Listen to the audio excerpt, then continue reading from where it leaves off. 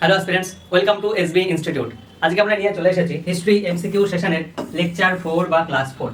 প্রত্যেক দিনের মতো তোমরা অবশ্যই হাতের কাছে খাতা পেন নিয়ে বসবে, নতুন ইনফরমেশন পেলেই কিন্তু নোট ডাউন করবে, আর প্রত্যেকটা কোশ্চেনের উত্তর তো দেওয়ার চেষ্টা অবশ্যই করবে। প্রথম কোশ্চেন, হরপ্পা সভ্যতার কোন বিখ্যাত কেন্দ্রটি থেকে কাঠের নাঙল দিয়ে চষা জমির প্রাচীনতম প্রমাণ মিলেছে? কাঠের নাঙল দিয়ে চষা জমির যে দাগ, যে সীতা হয়, সেই সীতার প্রমাণ পাওয়া গিয়েছে কালীবঙ্গানে। কালীবঙ্গানে আর কি কি পাওয়া গিয়েছে আমরা জেনে নেব। কালীবঙ্গানে পাওয়া গিয়েছে 7 ফায়ার অল্টার্স। তারপরে পাওয়া গিয়েছে উটের হাড়, ক্যামেল বোন। উটের হাড় পাওয়া গিয়েছে, কঙ্কাল পাওয়া গিয়েছে। আচ্ছা, কালীবঙ্গান কোথায় অবস্থিত? রাজস্থানে অবস্থিত কালীবঙ্গান। আর কালীবঙ্গান কোন নদীর তীরে অবস্থিত? এখান থেকে অনেক সময় কোশ্চেন আসে। কালীবঙ্গান অবস্থিত ঘরঘরা নদীর তীরে। ডবল জি হবে, ঘরঘরা নদীর তীরে। নেক্সট, হরপ্পা। হরপ্পা কেন্দ্রটি আবিষ্কার করা হয় 1921 সালে। আগেও বলা হয়েছে। কে আবিষ্কার করছেন? দয়ারাম সাহানি।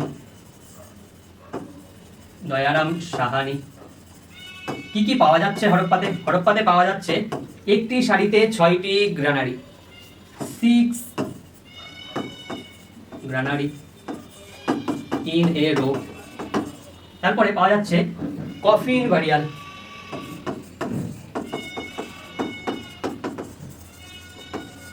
মহেঞ্জোদারোতে পাওয়া যাচ্ছে, মহেঞ্জোদারো আবিষ্কার করা হচ্ছে 1922 সালে। কে আবিষ্কার করছেন? আর.ডি. ব্যানার্জি। কি কি পাওয়া যাচ্ছে মহেঞ্জোদারোতে? দাড়িওয়ালা মানুষ, বিয়ার্ডেড ম্যান। বিয়ার্ডেড ম্যান পাওয়া যাচ্ছে। ড্যান্সিং গার্ল পাওয়া যাচ্ছে।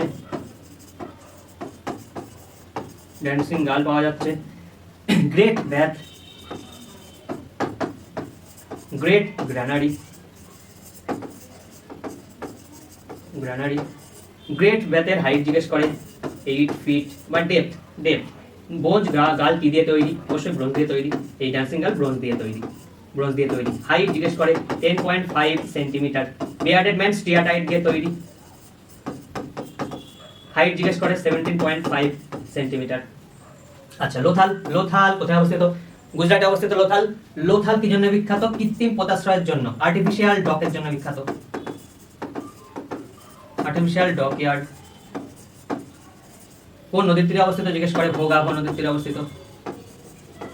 ভোগাভ নদীর তীরে অবস্থিত। ইন্টারেস্টিং বিষয় হচ্ছে যে মহেঞ্জোদারো কোন নদীর তীরে অবস্থিত? মহেঞ্জোদারো সিন্ধু ইন্দাস রিভারের তীরে অবস্থিত। হরপ্পা। হরপ্পা কোন নদীর তীরে অবস্থিত? অনেকে ভুল করে। হরপ্পা কিন্তু রাভি নদীর তীরে অবস্থিত। অনেকে কিন্তু ভুল করে বলে দেবে যে সিন্ধু নদীর তীরে অবস্থিত, কিন্তু ভুল। আর ইন্টারেস্টিং বিষয় এটাও, অনেকে হয়তো ভুল ধারণা থাকতে পারে, মহেঞ্জোদারো কিন্তু সিন্ধ প্রদেশে অবস্থিত, কিন্তু হরপ্পা পাঞ্জাব প্রদেশে অবস্থিত। পাঞ্জাব প্রভিন্সে অবস্থিত, পাকিস্তানের পাঞ্জাব প্রভিন্সে অবস্থিত।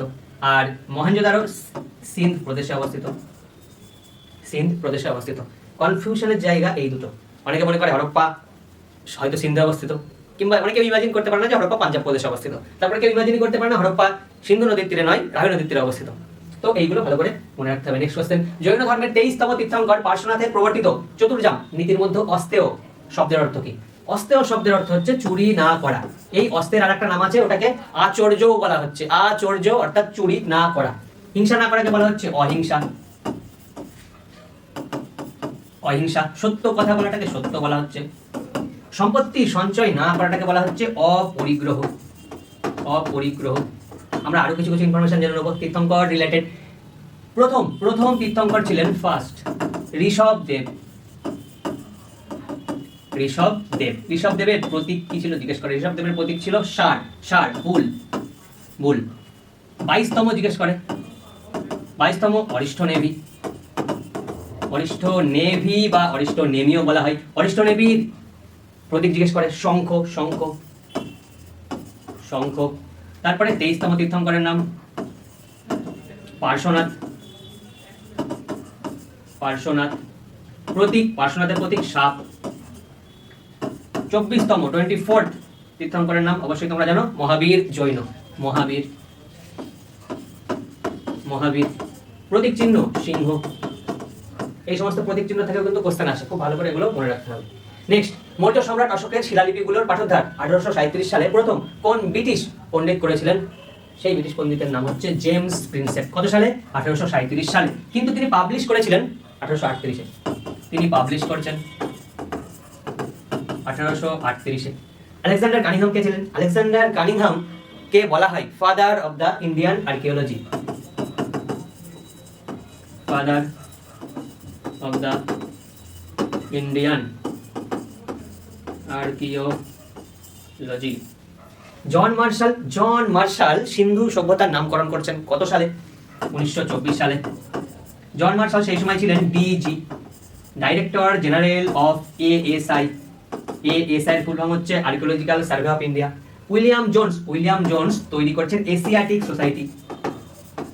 এশিয়াটিক সোসাইটি কত সালে? 1784 সালে। 1784 সালে সেই সময় বড়লাট কে ছিলেন? রিসেন্টলি ডব্লিউবিসিএস এ এই কোশ্চেনটা জিজ্ঞেস করা হয়েছিল। সেই সময় অর্থাৎ 1784 সময়ে বড়লাট ছিলেন Warren Hastings. Warren Hastings. Next question, Sangam যুগের বিখ্যাত চেরা রাজবংশের রাজকীয় প্রতীক চিহ্ন নিচের কোনটি ছিল? চেরা রাজবংশের প্রতীক চিহ্ন ছিল ধনুক ও তীর। বাঘ কোন রাজবংশের প্রতীক ছিল? বাঘ ছিল চোলাদের, চোলা এদের প্রতীক চিহ্ন। মাছ পান্ডিয়াদের।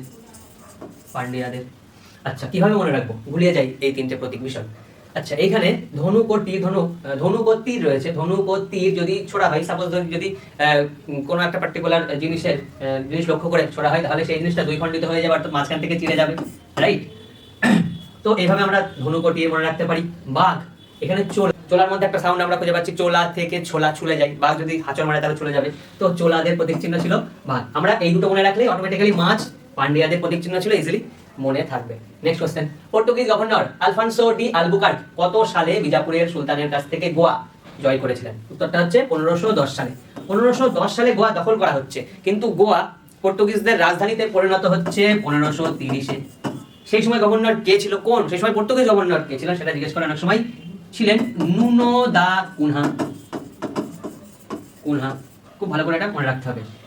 1498 কেন বিখ্যাত? 1498 আসছেন ভাস্কো দা গামা।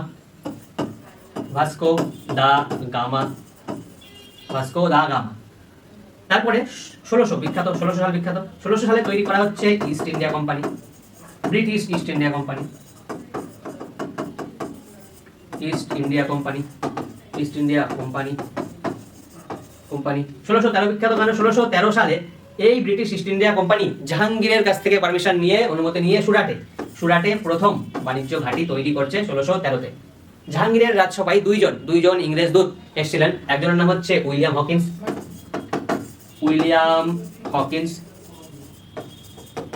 হকিন্স আসছে 1608-এ। তারপরে আসছেন থমাস রো কত সালে? 1615-তে। এই দুজন ব্যক্তির নাম মনে রাখতে হবে, সালটা মনে রাখতে হবে। নেক্সট, ঈশ্বরচন্দ্র বিদ্যাসাগরের মূল প্রচেষ্টায় কত সালে লর্ড ডালহৌসির আমলে বিধবা বিবাহ আইন পাশ হয়েছিল? সালটা হচ্ছে 1856। 1856 সালে বিধবা বিবাহ আইন পাশ করা হয়, বা ঈশ্বরচন্দ্র বিদ্যাসাগরের উদ্যোগে পাশ হয়। আচ্ছা, এর পাশাপাশি অন্য সালগুলো আমরা মনে রাখবো, অন্য সাল রিলেটেড ইনফরমেশন জেনে নেবো। 1829 সাল বিখ্যাত কেন? এই সালে সতীদাহ প্রথা রদ করা হচ্ছে। সতীদাহ প্রথা রদ করা হচ্ছে, কিন্তু এখানে কিন্তু বিধবা বিবাহ চালু করা হচ্ছে 1856-তে, আর এখানে সতীদাহ প্রথা রদ করা হচ্ছে। আচ্ছা, 1848 সাল কেন বিখ্যাত? 1848-এ ডালহৌসি প্রবর্তন করছে ডক্ট্রিন অফ ল্যাপস।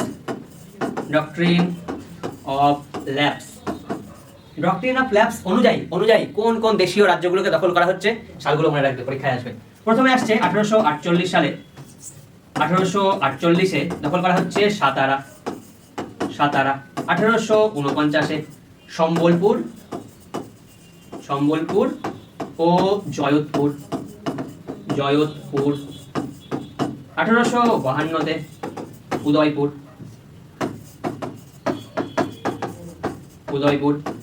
1853-তে ঝাঁসি। তারপরে 1854-তে নাগপুর। 1856-তে অবধ। আচ্ছা, 1859 কেন বিখ্যাত? 1859-এ হচ্ছে নীল বিদ্রোহ, নীল রিভোল্ট। আচ্ছা, কোথায় হচ্ছে? নদিয়াতে হচ্ছে। নদিয়াতে হচ্ছে। নেতাদের নাম পরীক্ষায় আসে, নেতারা কে ছিলেন? বিষ্ণুচরণ বিশ্বাস আর দিগম্বর বিশ্বাস। আচ্ছা, এটা লিখে নেবে। আর নীল বিদ্রোহের কারণে বসছে নীল কমিশন 1 বছর পরে 1860-এ, এটাও লিখে নেবে। আর এটাও মনে রাখবে যে নীল বিদ্রোহের ঘটনার উপরেই এক প্রকার লেখা হয়েছিল নীল দর্পণ। কে লিখছেন? দীনবন্ধু মিত্র। খুব ভালো করে মনে রাখতে হবে এগুলো। নীল দর্পণ প্রথম প্রেজেন্ট করা হচ্ছে নাটক হিসাবে ঢাকাতে, পাবলিশও করা হয়েছিল ঢাকাতে। কত সালে? 1860 সালে। এই সমস্ত ইনফরমেশন লিখে নাও, এখানে লেখার কিন্তু জায়গা নেই, এই জন্য লেখা গেল না। নেক্সট, দিল্লির কোন সুলতান দাক্ষিণাত্য জয়ের জন্য তার বিশ্বস্ত সেনাপতি মালিক কাফুরকে পাঠিয়েছিলেন? কে? কোন সুলতান? সুলতানের নাম জিজ্ঞেস করা হয়েছে। সুলতান হচ্ছে আলাউদ্দিন খিলজি। মালিক কাফুরকে 1000 দিনারি বলা হচ্ছে। 1000 দিনারি, 1000 দিনার দিয়ে, 1000 স্বর্ণ মুদ্রা দিয়ে কেনা হয়েছিল, এই জন্য 1000 দিনারি। আর দিনার ছিল সেই সময় স্বর্ণ মুদ্রার নাম। আচ্ছা, নেক্সট, গিয়াসউদ্দিন বলবন কি কি প্রবর্তন করছে আমরা দেখে নেব। ইনি রক্ত ও লৌহ নীতি প্রবর্তন করছেন। ব্লাড অ্যান্ড আয়রন পলিসি প্রবর্তন করছেন। সিজদা অ্যান্ড পাইবস প্রবর্তন করছেন। আচ্ছা, নেক্সট, কুতুবউদ্দিন আইবক তো মোহাম্মদ ঘুরির দাস ছিলেন। ইনি ভারতে দিল্লি সুলতানেতের প্রতিষ্ঠাতা, আবার দাস বংশের প্রতিষ্ঠাতা, ফাউন্ডার অফ দাস ডাইনাস্টি বা দাস সুলতানেট। ইনি ফাউন্ডার হলেও প্রকৃত প্রতিষ্ঠাতা কিন্তু ইলতুৎমিশকে বলা হয়। এটা খুব ভালো করে তোমরা মনে রাখবে। কুতুবউদ্দিন আইবক ইনি মারা যান। ইনি চোখান পোলো খেলতে গিয়ে মারা যান। ইনি পোলো খেলতে গিয়ে মারা গিয়েছিলেন। মোহাম্মদ বিন তুগলককে পাগলা রাজা বলা হয় ম্যাড কিং। তার কারণ ইনি বিভিন্ন রকম এমন কিছু নীতি নিয়ম তিনি সেই সময় প্রয়োগ করেছিলেন যেগুলো সেই সময় অনুযায়ী অতটা মানে রিলিভেন্ট ছিল না, বা ঠিক মতো ইমপ্লিমেন্ট তিনি করতে পারেননি। আর কিছু এমন কিছু ডিসিশন নিয়েছিলেন, সেই ডিসিশনের কারণে এক প্রকার সাম্রাজ্য দুর্বল হয়ে গিয়েছিল। যেমন রাজধানী স্থানান্তর করছেন দিল্লি থেকে দেবগিরিতে রাজধানী স্থানান্তর করছেন কত সালে? 1327। আচ্ছা, আবার দেবগিরি থেকে আবার দিল্লিতে ফিরিয়ে নিয়ে আসা হয়েছিল রাজধানী। ঠিক আছে, তো অনেক মানুষ সেই সময় মারা গিয়েছিল। আচ্ছা, এইগুলো মনে রাখতে হবে। আর ইনি টোকেন কারেন্সিও চালু করেছিলেন। মোহাম্মদ বিন তুগলক প্রথম টোকেন কারেন্সি চালু করেছিলেন। নেক্সট কোশ্চেন, 1857 সালে মহাবিদ্রোহের সময় বিহারের জগদীশপুর অঞ্চলে ব্রিটিশ বাহিনীর বিরুদ্ধে কে সফল নেতৃত্ব দিয়েছিলেন? উত্তর হচ্ছে কুনওয়ার সিং। ইনি বিহারের নেতৃত্ব দিয়েছিলেন। 80+ বয়স সেনার ছিল, তবুও তিনি ভীষণ সাহসিকতার সাথে কিন্তু বিদ্রোহের নেতৃত্ব দিয়েছিলেন। এর পাশাপাশি আমরা জেনে নেব নানা সাহেব কোথায় নেতৃত্ব দিয়েছিলেন। নানা সাহেব কানপুরে নেতৃত্ব দিয়েছিলেন। ওয়াগদ খান দিল্লিতে। নেক্সট, মঙ্গল পান্ডে ইনি ব্যারাকপুরে। মঙ্গল পান্ডে কিন্তু প্রথম এক প্রকার মানে প্রথম শহীদ বলা হচ্ছে মঙ্গল পান্ডেকে, তার কারণ ইনি বিদ্রোহ করেছিলেন 29শে মার্চ। এনাকে ফাঁসি দেওয়া হচ্ছে 8 এপ্রিল। এরপরে বিদ্রোহ হচ্ছে মিরাটে। কত তারিখে? এপ্রিলের ঠিক 1 মাস পরেই, প্রায় 10ই মে মিরাটে 10th মে সিপাহীরা বিদ্রোহ করছে। এরা দিল্লির দিকে হাঁটা শুরু করছে। দিল্লির দিকে হাঁটা শুরু করছে 10ই মে, পৌঁছাচ্ছে 11th মে। সেখানে গিয়ে সেই সময়কার মুঘল সম্রাট দ্বিতীয় বাহাদুর শাহ জাফরকে বলা হচ্ছে আপনি এই বিদ্রোহের নেতা হয়ে যান। তারপরে সেই বিদ্রোহের নেতা বানানো হচ্ছে দ্বিতীয় বাহাদুর শাহ জাফরকে। তার হয়ে বয়স হয়ে গিয়েছিল 82+ বয়স সেই সময় ছিল মুঘল সম্রাটের, তো তার হয়ে লড়েছিলেন কিন্তু বাখত খান দিল্লিতে নেতৃত্ব দিয়েছিলেন। নেক্সট কোশ্চেন, ভারতীয় জাতীয় কংগ্রেসের মঞ্চ থেকে কোন নরমপন্থী নেতা প্রথমবার সম্পদের নির্গমন তত্ত্বটি তুলে ধরেন? উত্তর হচ্ছে দাদাভাই নওরোজিকে grand old man of India বলা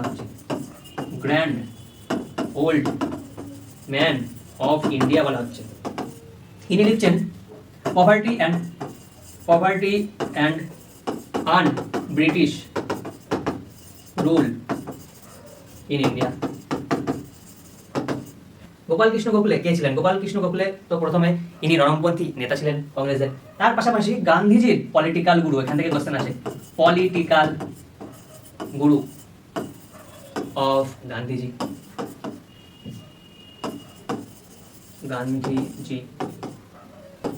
গোপাল কৃষ্ণ গোখলে তৈরি করছেন সার্ভেন্ট অফ ইন্ডিয়া সোসাইটি। আচ্ছা, কত সালে? 1905 সালে। নেক্সট, সুরেন্দ্রনাথ বন্দ্যোপাধ্যায় বিখ্যাত গান ইনি তৈরি করছেন ইন্ডিয়ান অ্যাসোসিয়েশন। কত সালে? 1876 সালে। সুরেন্দ্রনাথ বন্দ্যোপাধ্যায়কে বলা হচ্ছে রাষ্ট্রগুরু। রাষ্ট্রগুরু বলা হচ্ছে, রাষ্ট্রগুরু বলা হচ্ছে। আর সুরেন্দ্রনাথ বন্দ্যোপাধ্যায়কে ইংরেজরা সারেন্ডার নট বলে রাখতেন, সারেন্ডার নট। উমেশচন্দ্র বন্দ্যোপাধ্যায় হচ্ছে ন্যাশনাল কংগ্রেসের, ইন্ডিয়ান ন্যাশনাল কংগ্রেসের প্রথম সভাপতি, 1885 সালের প্রথম সভাপতি, first president of Indian national Congress, INC।